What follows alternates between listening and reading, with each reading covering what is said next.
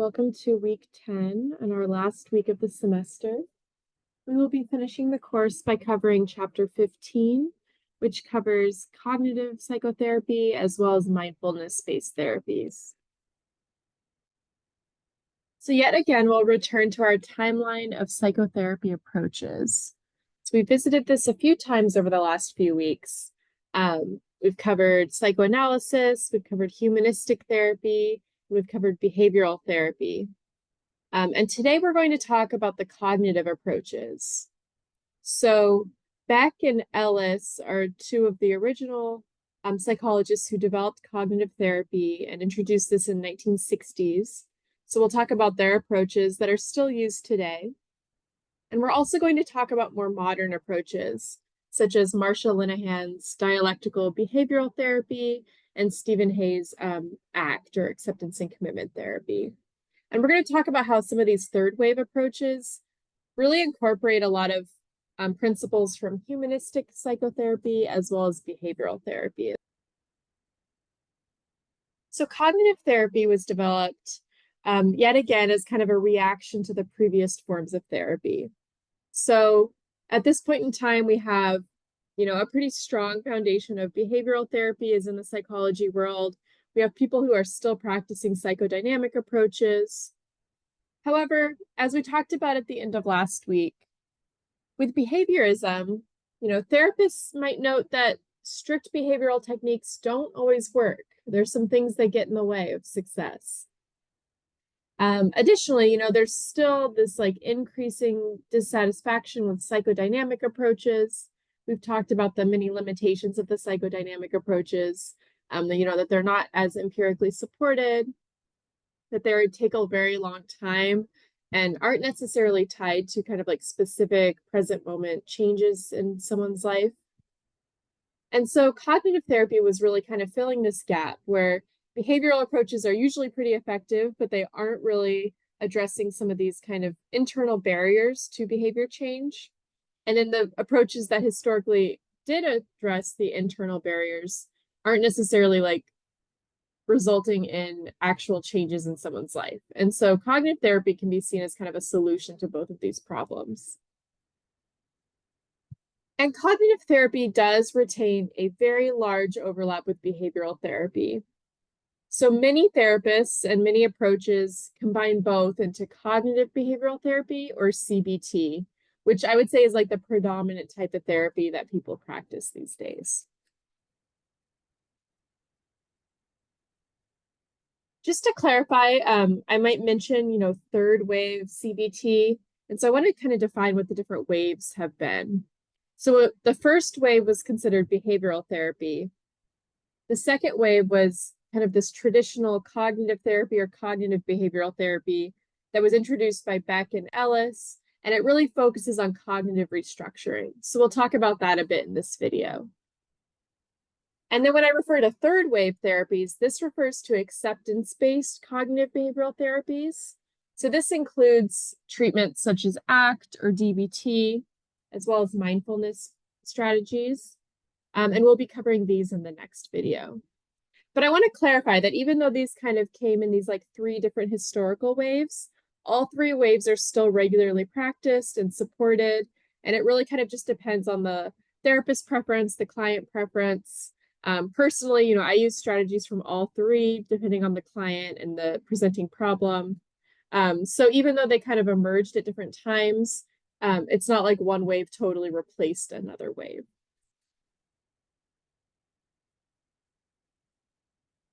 So before we talk about what cognitive therapy looks like, it's really helpful to understand kind of the theoretical basis for it. And this brings us to different models of emotion. So historically, the top row on this diagram represents how people traditionally thought about emotion, which is just that, something happens and then you feel a response to it. So you wake up, it's a rainy day, and you just feel grumpy. And that's kind of all that's described. However, as psychologists have noted, there's actually a third step in the middle, which is thoughts. And so this is where cognitive portion of cognitive therapy comes into play. We have an interpretation of something that happens before we have a reaction to it. So you wake up and you see it's a rainy day, you're going to have a thought about how that rain is going to affect your day, and that's going to produce the grumpy feeling. For somebody else, maybe somebody loves to garden. They're going to wake up and see the rain, think about their garden, and the rain's going to put them in a positive mood. For me, rain brings nostalgia because it was a very rainy place where I grew up. So something like a rainy day relies on the interpretation or the cognitions to then influence somebody's mood. And this is a really key piece of cognitive therapy, because the idea is that if we can change how we think about something, we can change how we feel about something. And this can be a really powerful tool for helping people have a bit more control over their emotions. And so the overall goals of cognitive therapy are to develop the client's logical thinking. These could include thoughts, such as like automatic thoughts that pop into your mind. It could include beliefs, which are maybe a bit more firmly held and kind of based in your cultural upbringing, and your interpretations of different situations, different stimuli. So really all these things that fall under cognition. Cognitive therapy is helping to develop a client's logical thinking. And again, it's trying to replace this flawed two-step model of emotion, which is just that things happen, those things directly influence our feelings. It's trying to replace that model with the more helpful three-step model of emotion, which again is just that something happens, we then interpret what happens, and then those interpretations directly influence our feelings.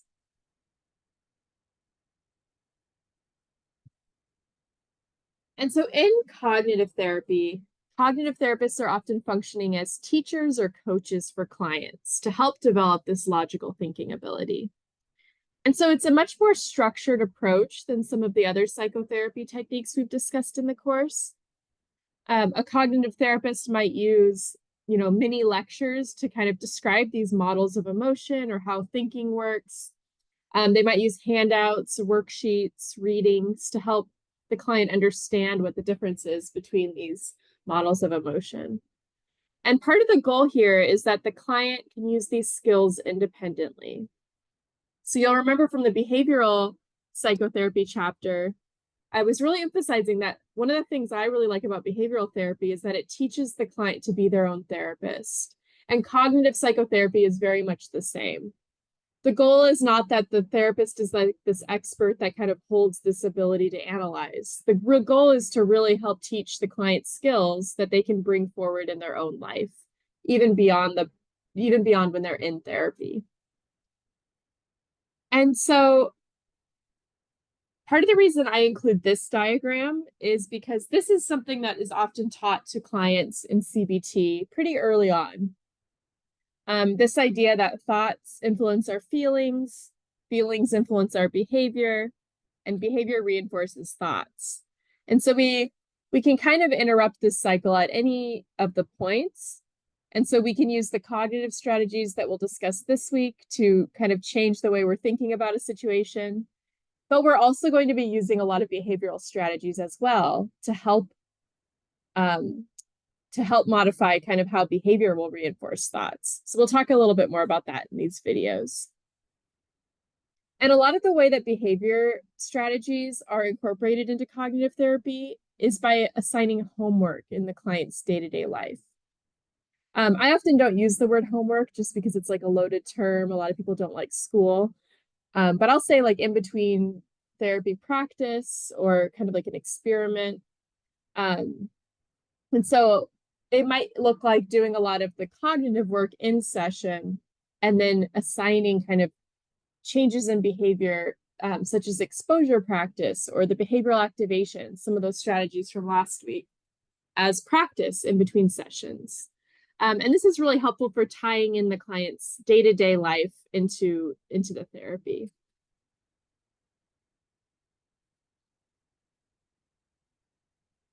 Cognitive therapy is typically quite brief, structured, and focused. And so this is quite different from psychodynamic or humanistic psychotherapy, which can last quite a long time, because there's always kind of different things to explore. Unlike that, cognitive therapy and behavioral therapy, and more broadly, CBT, typically aims to be short. So it can be just, 15 sessions. Um, and some of the factors that contribute to this are the fact that CBT focuses on the client's current problems. So it's not as going to be as focused on exploring someone's upbringing or their history. It's really going to be focusing on how do things affect them in the here and now? How is it affecting their current life? It's also going to be very purposeful. It's going to be very focused on specific goals related to clearly identified symptoms. So this is less of a good fit for somebody who's maybe trying to just, learn more about who they are or explore some of their unconscious processes. This is a better fit for somebody who is seeking therapy for a specific goal. So somebody who is experiencing social anxiety and they really want to just address the symptoms of social anxiety, a cognitive therapy might be a really good fit for them. There's also structure within each therapy session. So each session is going to follow an agenda that we'll go over in a moment. And then the course of therapy is also going to be structured. And again, this is quite different from that humanistic approach, which is going to be way more kind of free-flowing. So the typical structure of a cognitive therapy session follows this order. So typically you'll start with just a check-in, kind of see how the client is feeling that day, get some updates on recent events. You might ask how their week has been going. And then pretty early into the session, you're going to set and agree on an agenda for the current session. So this is kind of saying, okay, like here's how we're going to spend our hour together today. You want to get the client's feedback, see if they have things they want to focus on, but you're making a plan together. You're likely going to want to review the previous session, which might include reviewing kind of like the previous homework assignment that they were asked to do. You're then going to progress by pushing the therapy forward. So introducing something new, discussing, something that came up for the client that week, or talking about kind of like the next steps. And then this will likely include developing a new homework assignment or between session practice. And then lastly, you're always going to want to kind of summarize what has been done in that session and get the client's feedback. So kind of making sure they understand what you've discussed, seeing if they have thoughts about the homework. And so this seems very structured, and it is. And I think that can put people off of this approach at times. But I think in practice, it really still centers the client. So when I'm checking in with the client, I'm going to see if they want to add things to the agenda. I'm also going to be bringing my own material for them because I think it's helpful to be kind of collaborating on what the therapy is for. And while it's the therapist's job to help kind of make sure that it's focused, it's also important that the client is feeling like they're kind of in control of what the therapy looks like.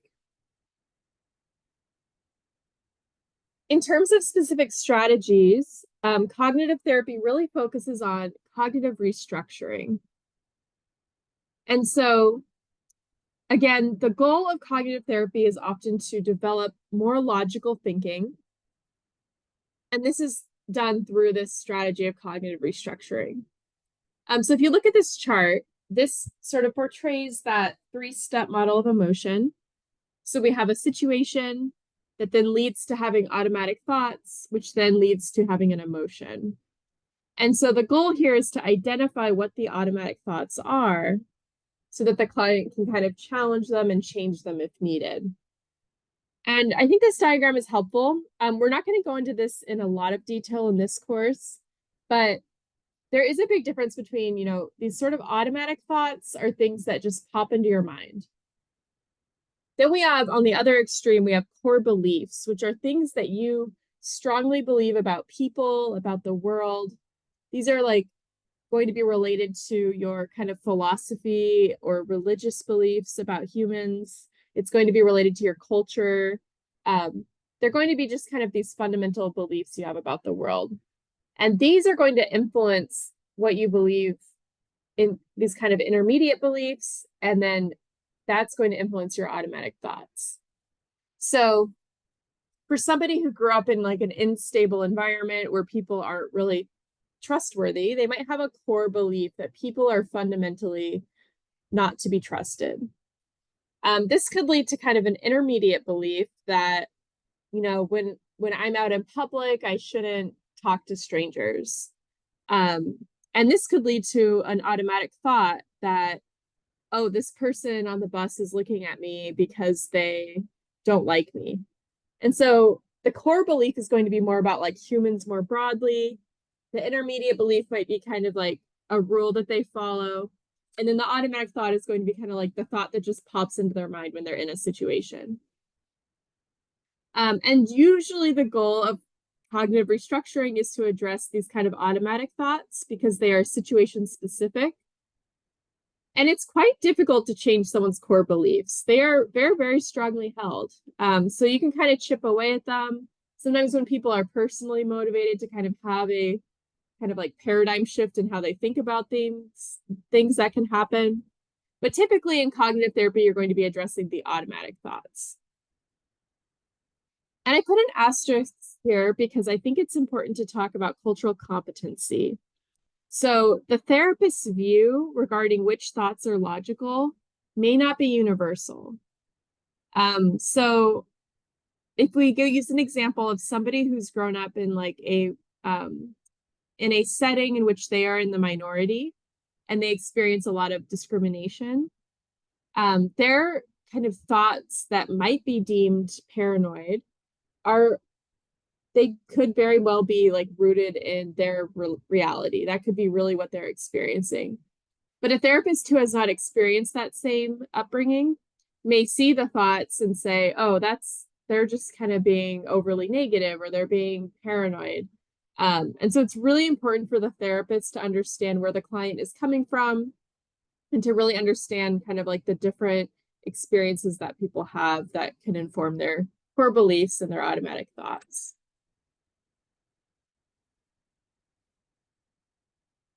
And so we'll talk about two main historical cognitive therapy approaches. These were developed around the same time and are very similar. And for the sake of this class, you don't really need to know the difference between them. Just know that they were developed around the same time and they both kind of inform what the second wave of kind of that cognitive therapy focuses on. So we have Albert Ellis, who's on the right in this picture. He developed rational emotive behavior therapy. And then we have Aaron Beck, who's on the left in this picture, and he developed cognitive therapy. So in rational emotive behavior therapy, the biggest focus is on that connection between rationality and emotion.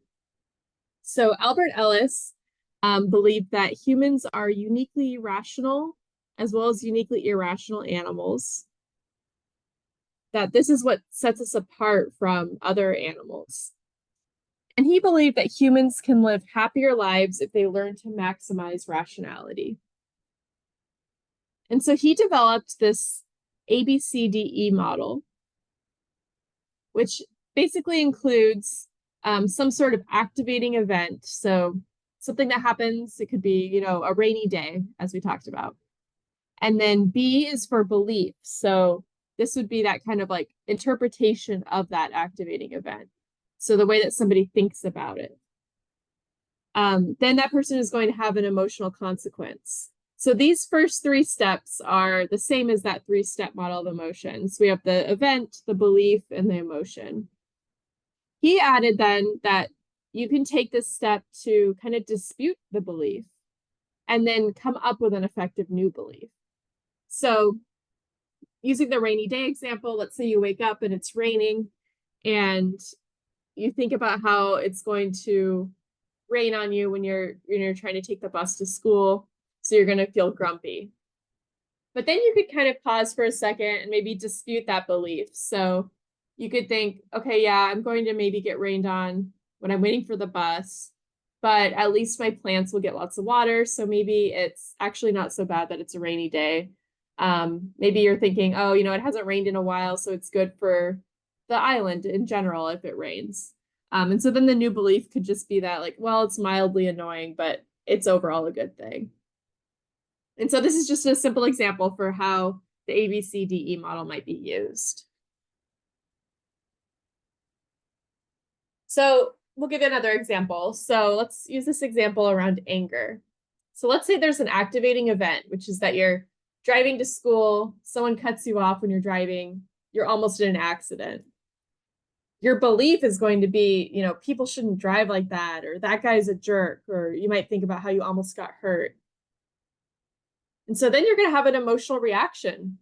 Your muscles might tense up, your heart rate might get high. You might react by like yelling out the window at the other car. But then somebody could do kind of a dispute of that original belief. So instead of just immediately thinking that guy's a jerk, you might think, it's really a bummer that some people drive recklessly, but that's just a fact of life. Or that was scary, but I'm okay. Or even thinking about that other driver, maybe he's having a bad day. And so then your new belief might be, that was irritating, but I'm okay and I can go on with my day. So the focus is now more on, I'm okay, I survived it, that was annoying. And as you can imagine, then your emotional consequence of that new belief is going to be less intense than that immediate anger reaction.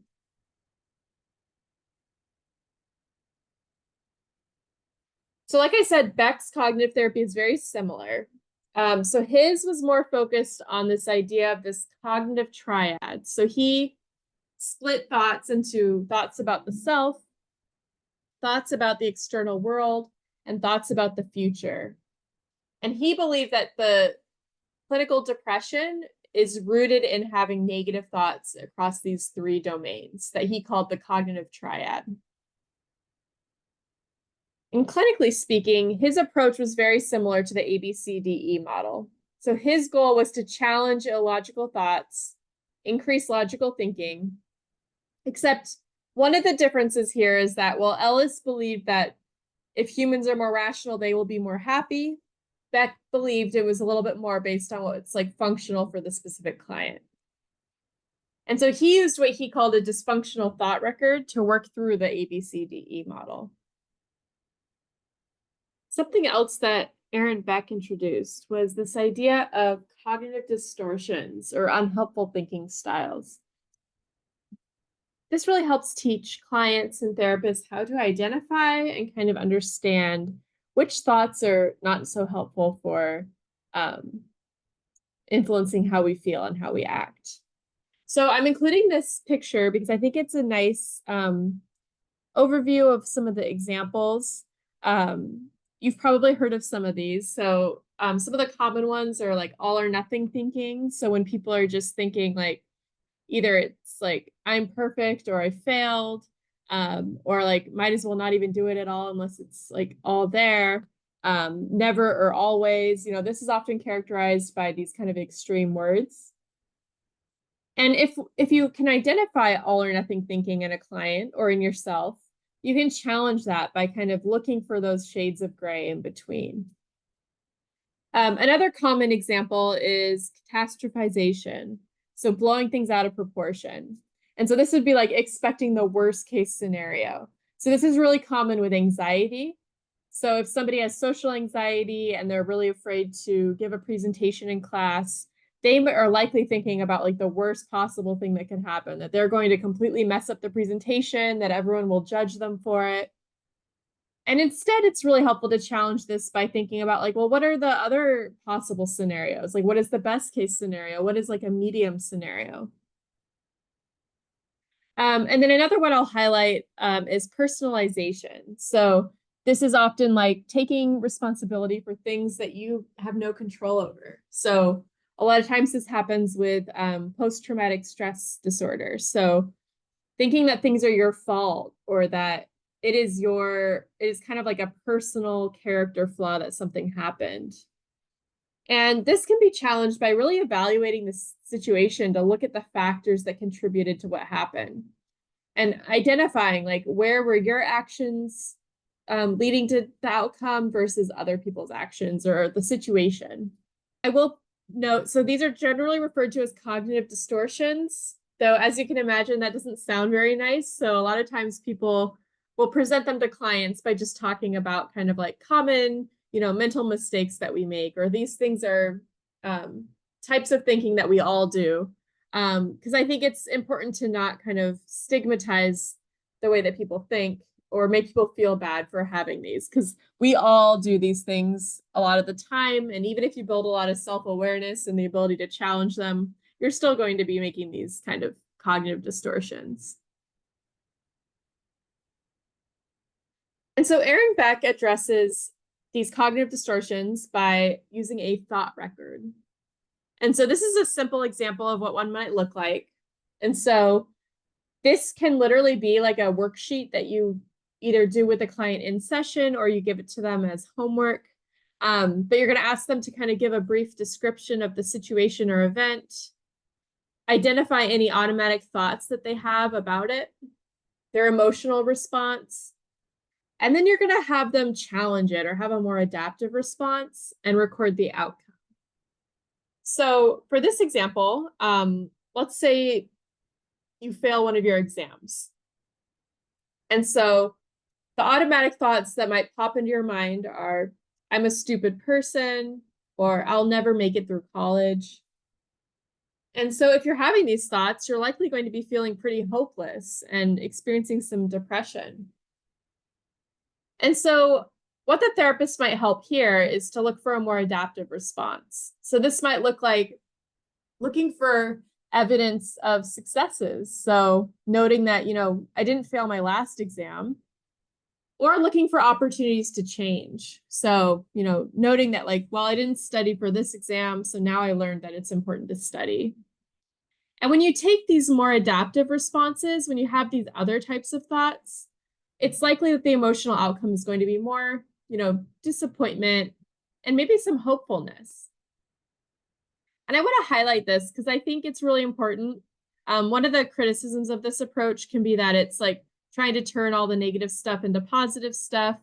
And it's really not trying to just sugarcoat everything. We're not trying to just kind of have that like toxic positivity approach. So in this example, someone failed their exam. We're not trying to have them necessarily just feel good about that. So you'll see that the outcome, we're just trying to say, this doesn't have to be depression, but having disappointment is probably like a expected outcome for failing an exam. And having hopefulness will help kind of motivate behaviors to change. So this isn't about, getting rid of all negative emotions. It's about just making sure that the magnitude of the negative emotions kind of fit the situation. So the big picture goal of cognitive therapy is to see these beliefs as testable hypotheses. So when we identify a client's belief, we are attempting to test them to determine whether they're logical or not. But a lot of times we want to test these things behaviorally. So if you have a client who has these beliefs, I want you to think about last week's lectures and identify which behavioral strategies would match. So if a client has the belief that all dogs are aggressive and dangerous to be around, you can do some work on talking about the belief and kind of coming up with alternative beliefs. But you're also going to want to use a behavioral strategy to test that. And so for this one, I think exposure therapy, as we discussed last week, would be a really appropriate pairing to cognitive therapy to examine that belief.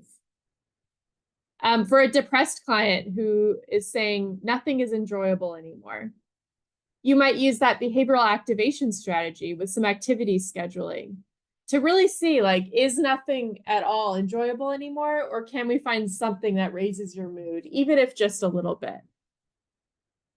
And so feel free and drop in a comment if you have any ideas for someone who's maybe having depression and anxiety, and they just think, I won't be able to handle going to my friend's party. So what are some behavioral strategies you might use to challenge that? It is important to be very cautious here. We don't want to have clients do behavioral strategies that backfire and that really reinforce that belief they have.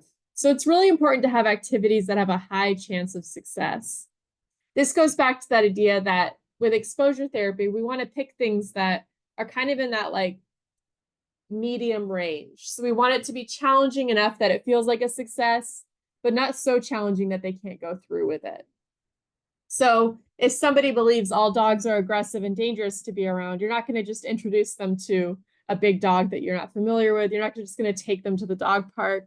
But you might say, well, okay, let's go look at some dogs at the park at a distance and see, are they all aggressive and dangerous to be around? The message here is not everything will be okay. It's really important to emphasize, these are experiments and we're just going to try it and see what happens. And it's really important to highlight variation in responses. What I mean by this is if somebody believes nothing is enjoyable anymore, you're not trying to prove that you can go have them have a bunch of fun, and that their mood is suddenly like a 9 out of 10 and that they're not depressed anymore. Instead, you're saying, well, let's experiment. And we're really going to address this statement with the focus on the word nothing, because nothing is an extreme word. That means that nothing at all in the world is enjoyable.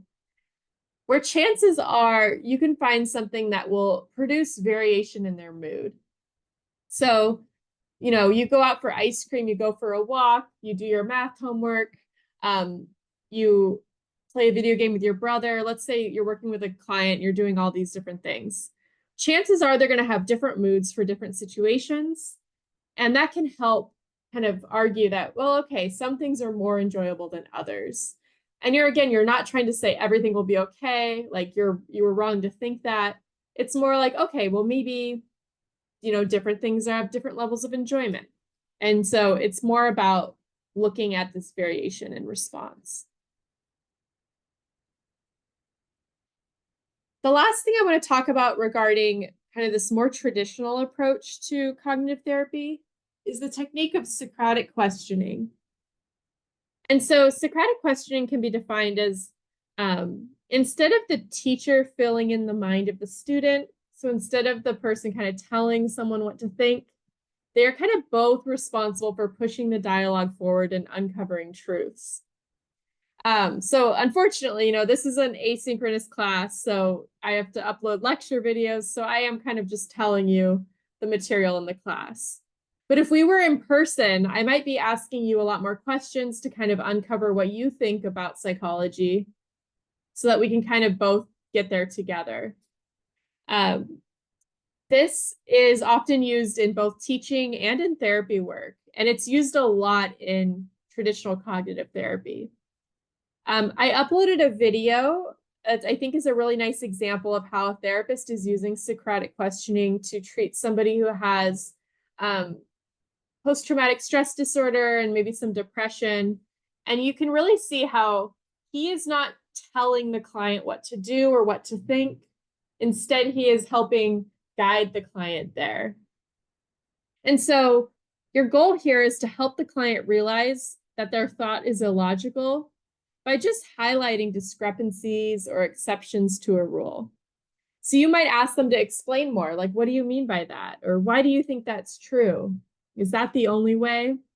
What's the worst that could happen?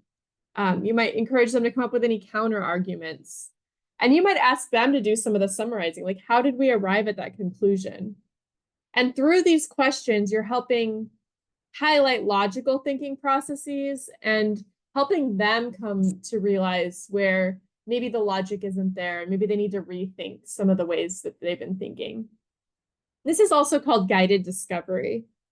So take a look at that example and put in any comments with any questions or areas where you notice the therapist doing this.